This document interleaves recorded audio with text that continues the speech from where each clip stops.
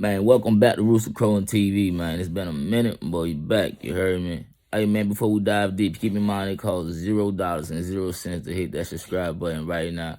And I even be fair and price match and do the same thing if you hit that like button, man. You feel me? Man, before I go to sleep, man, I got this test tomorrow, man. You know what I'm saying? I just want to talk about this Jeffrey Dahmer shit, man. If y'all ain't seen that shit on Netflix, man, that shit is crazy, man. You know what I'm saying? As a kid growing up, watching like the FBI files and shit, they ain't never got into this kind of detail, bro. You feel me? This Netflix shit get into real details, you feel me? Like I said, the FBI files that we grew up watching, they ain't never got into these kind of details, man. This shit is gruesome, horrific, you know what I mean? Whatever crazy words you can find to put that shit up there, you know what I'm saying? Man, yo, you know what? We gonna read this story on radar.com, radaronline.com. You know what I mean? They got some inside details. Jeffrey's last words right before Scarver took him out. You know what I mean? Like, it's crazy.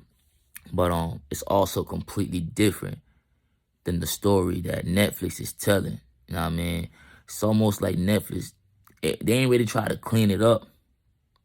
But I guess it's television, so you know what I mean. I ain't gonna spoil it for y'all who ain't seen it yet. You know what I'm saying? But it's like there's a little twist to it. You know what I'm saying? Yo, let's read this, come back and chop it up. You heard me? So Jeffrey Dahmer was executed on the order of vicious crime lords who put out a $40,000 hit on the hated mass murderer's life to avenge his victims. RadarOnline.com can report that the Vice Lords, a black gang, despised Dahmer because the cannibal killer had preyed primarily on young black men and boys in a crime-ridden Milwaukee neighborhood.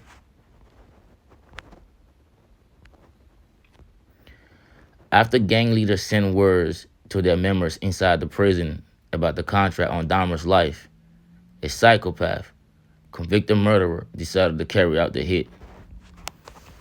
On the morning of November 28, 1994, a muscular black inmate cornered Dahmer in the bathroom. The man's name is Christopher Scarver, and this is the untold story. If you haven't seen that Netflix shit, go check it out. But it's completely different from this one right here. Let's keep going. RadarOnline.com was told that Dahmer showed no fear during the altercation that would end his life.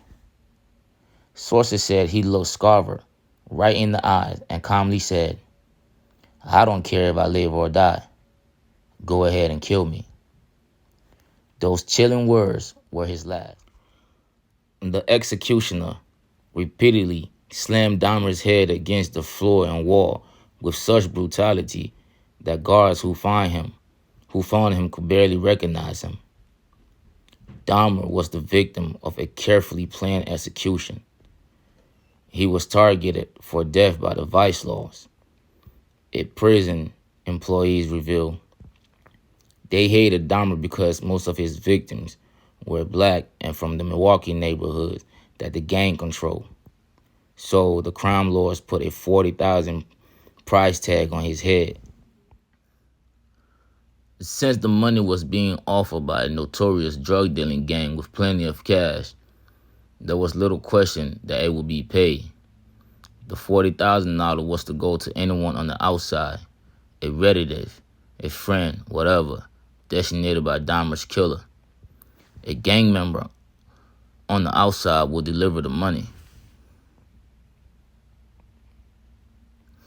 However, a hitman couldn't get to Dahmer right after he arrived at a maximum security Columbia Correctional Institute in Portage, Wisconsin, in 1992 because the feared Milwaukee monster was put in isolation for a year. That all changed when a bored Dahmer asked permission to be put on a work detail.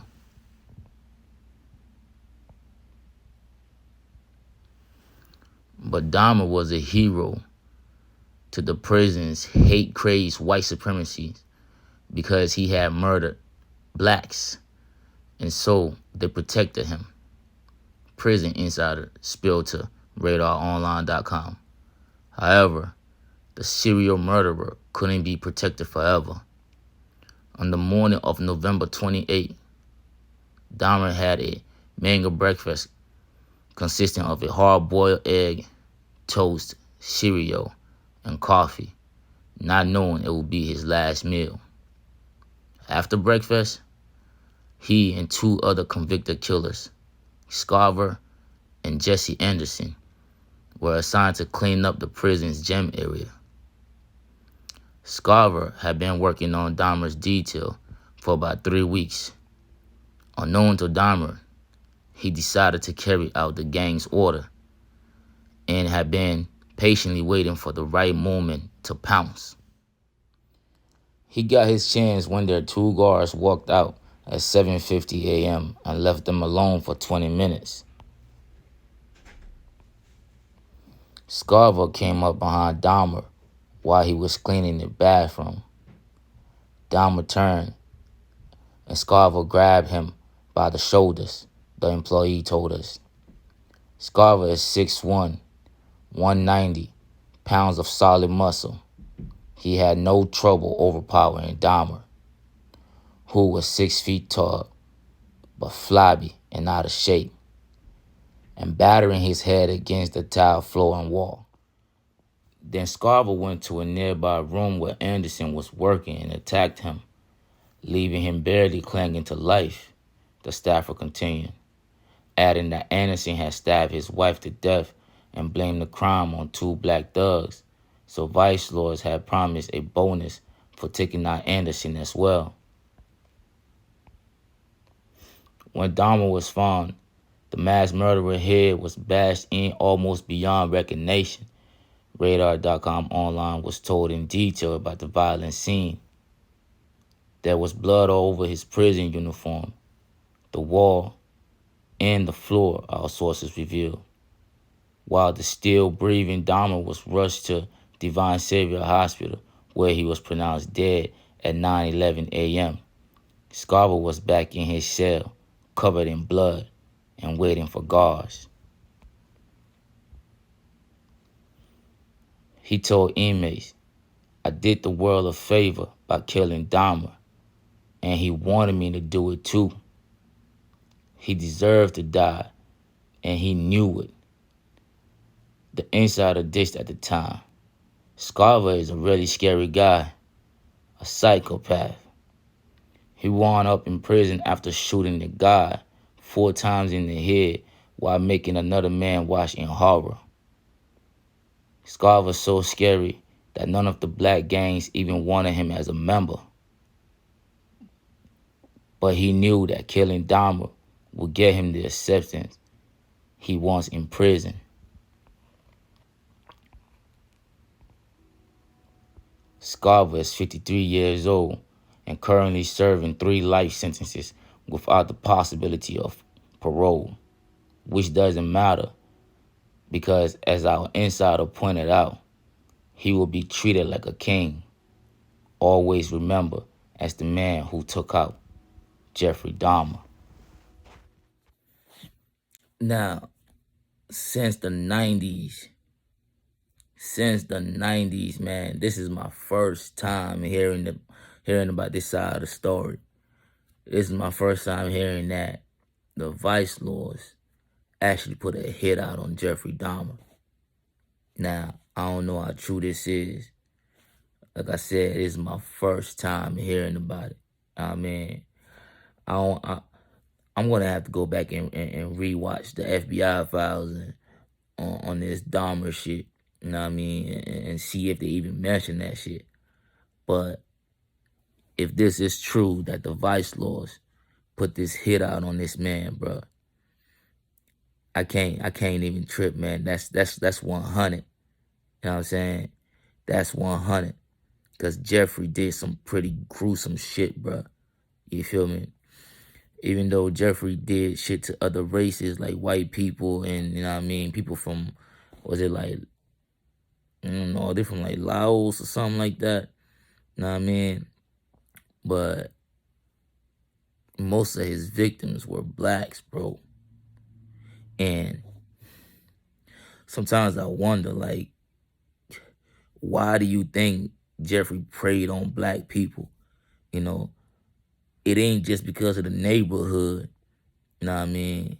First of all, Jeffrey, a white dude at that time, you know what I'm saying? He probably understood it was easy for him to get away with shit. Easy for him to talk his way out of like a traffic stop. You feel me? But Jeffrey preyed on a lot of black people, especially people in the LGBT community. You feel me? Like, y'all gotta check this shit out, man. You know what I'm saying? He went in there, he preyed on these people, but for some reason he felt really comfortable doing it, bro. And this Netflix series, like, it really get into details, you know what I mean? Some of these details are already known, but some of them are not known. You feel me? Like, the lady, his next door neighbor, like this, they have actual recordings of this lady calling law enforcement, and all they could tell her is, we're gonna send a car, or we got it handled. Bro, there's a scene in there where this lady, once again, they call law enforcement and they see like this 14-year-old kid. I believe it was like one of his first victims, you feel me? This 14-year-old kid, bro, and this man clearly looks like an underage kid, right? But these Milwaukee police, when they came to investigate, they actually delivered this kid back to Dahmer. Man, that's like, yo, that's like getting your meal delivered to you by the fucking police. Can you imagine you order some fucking Uber Eats, and instead of an Uber driver bringing your shit to you, the fucking police bring that shit to your door? I mean, for a nigga like, for somebody like Jeffrey, bro, that's the police actually hand deliver one of his victims back to him, man. Yo, I don't have personal experience with Milwaukee police. Know what I mean? Milwaukee police really ain't shit. Understand me? I remember, like, as a teenager, man, me and my girlfriend and her cousin and shit, we got into a car wreck in Milwaukee. And it was crazy because she had just got the expedition. You know what I'm saying? And these two cars got stuck together.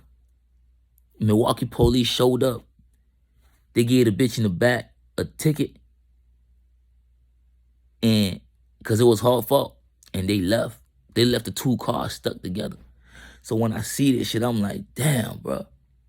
Milwaukee police. And in the series, you can actually see the police prank calling the victim's family.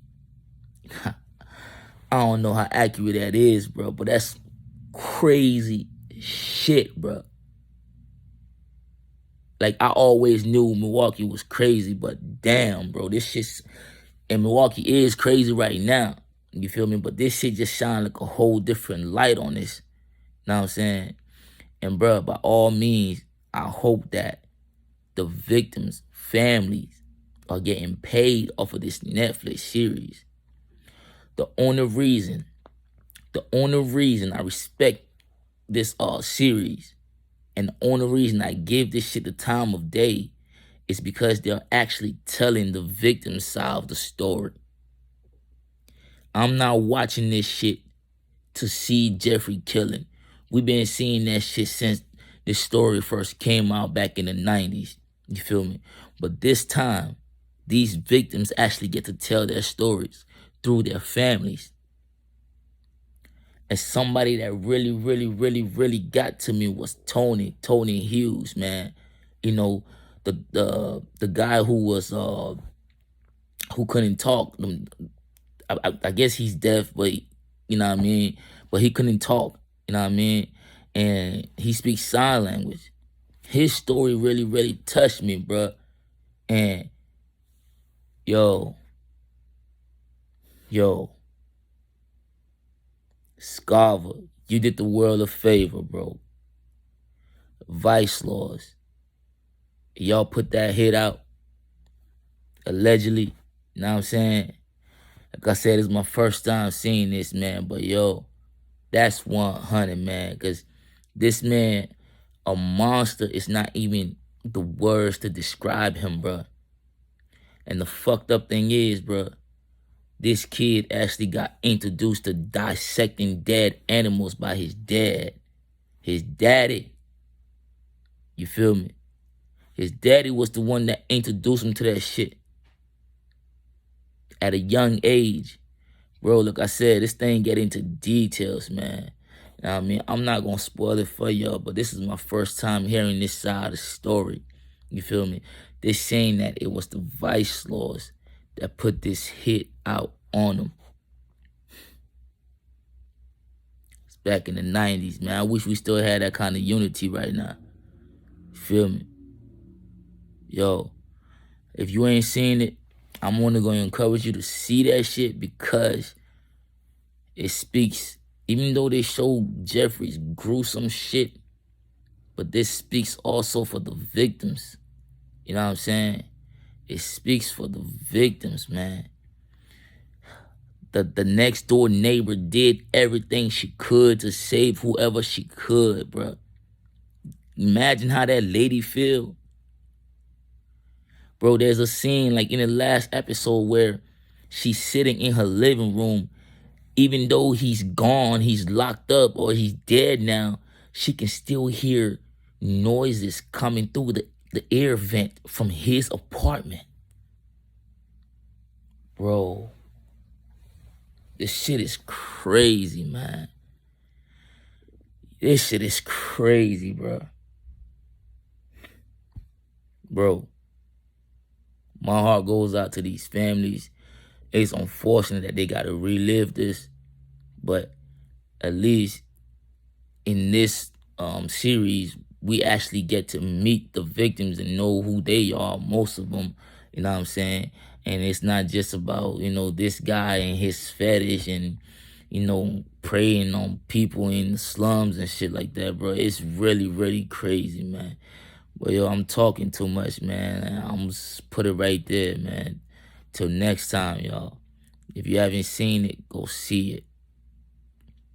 You'll be the judge of this shit, man. But for the vice laws that put this hit out, man, much respect, bro. I can't say nothing more, bro. And it even blew my mind that Jeffrey Dahmer actually has comic books. People actually wrote comic books about this dude. Bruh. Till next time, y'all.